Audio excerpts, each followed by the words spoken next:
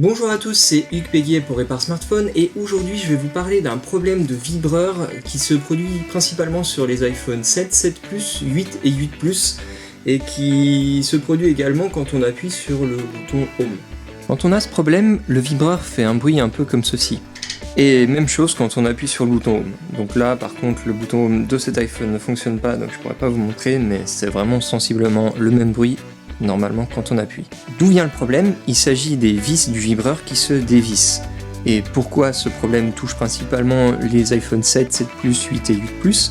C'est parce que sur ces modèles, le bouton Home n'a en fait pas d'appui physique. Quand on appuie sur le bouton Home, le bouton va détecter la pression et déclencher le vibreur pour donner l'illusion qu'il y a un clic. C'est d'ailleurs ce qui fait que quand on change le bouton, même par un bouton d'origine, comme sur cet iPhone, le bouton semble coincé. Même chose si vous éteignez votre iPhone.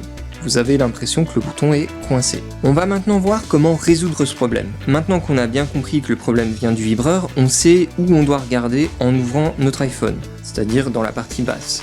On va donc retirer l'écran et on voit tout de suite que l'iPhone a déjà été pas mal démonté.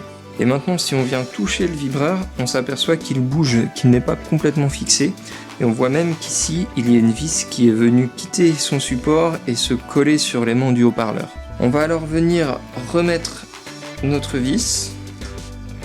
Et donc, avec un petit coup de tournevis, tout rentre dans l'ordre. Il ne nous reste plus qu'à remonter notre iPhone. Celui-ci a encore divers problèmes comme la caméra frontale qui est absente, le cache de la batterie qui est lui aussi absent, le bouton Home forcément qui ne fonctionne pas. On verra tout ça dans une prochaine vidéo. Pour l'instant, on passe directement au remontage pour voir si notre iPhone fonctionne à nouveau correctement. Et après remontage de notre iPhone, on peut voir que le vibreur fonctionne à nouveau correctement.